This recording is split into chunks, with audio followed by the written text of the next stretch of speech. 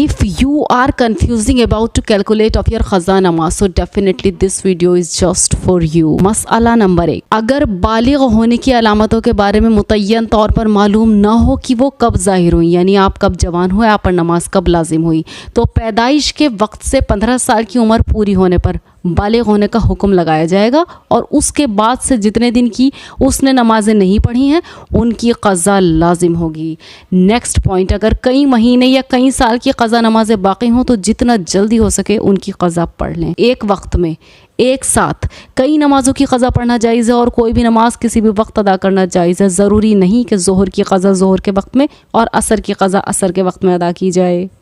Next point two help you, अगर एक ही दिन की कई नमाज़ें क़ज़ा हो जाएं तो उनकी क़ज़ा पढ़ने में वक्त मुतय्यन करके नियत करना ज़रूरी है कि ज़ोहर असर मगरिब में से कौन सी नमाज़ अदा करनी है। अब यह है कि जब अगर कई दिन की हैं, अगर कई दिन जैसे शनिचर इतवार पीर मंगल की नमाज़ क़ज़ा हो जाएं तो उनकी क़ज़ा पढ़ने में वक्त की नियत के साथ दिन भी मुतय्यन करना ज़रूरी है कि कौन से वक्त और कौन से दिन की नमाज़ अदा करनी है। अगर कई महीने या कई साल की नमाज़ें क़ज़ा हो जाएं और दिन तारीख़ महीना साल याद हो तो इनकी क़ज़ा पढ़ने में इनको भी मुतय्यन करके नियत करना ज़रूरी है कि फ़ला वक्त फ़ला दिन फ़ला तारीख़ फ़ला साल की नमाज़ अदा करनी है। अब उन लोगों के लिए जिनको ना साल ध्यान है कि कितने साल की हो गई, ना वक्त ध्यान है कि कितने वक्त की हो गई, अल्लाह ने उनको अब हिदायत दी तो वो अब अपनी नमाज़ें पूरी करना चाहते हैं।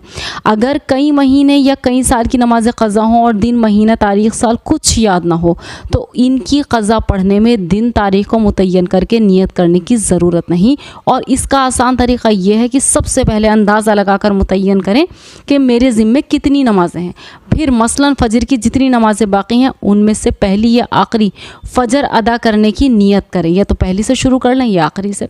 इसी तरह बाकी नमाज़ों में भी करें तो इसकी नमाज़ें अदा होती रहेंगी और जब गालिब गुमान हो जाए, यानी मोस्टली आपको यकीन हो जाए कि हाँ पूरी हो गई होंगी, कि सब नमाज़ें अदा हो गई हैं, तब क़ज़ा पढ़ना बंद कर दें। जब कभी नमाज़ पढ़ने का, क़ज़ा नमाज़ें अदा करने का ख्याल आपके दिल में आए तो ये ख्याल साथ में रखिएगा, your time is running out and death is near to you. तो ये चीज़ आपको क़ज़ा नमाज़ें पढ़ने के लिए मोटिवेट करेगी। I hope the video will be helpful for you. जज़ाकल्लाहु खैर।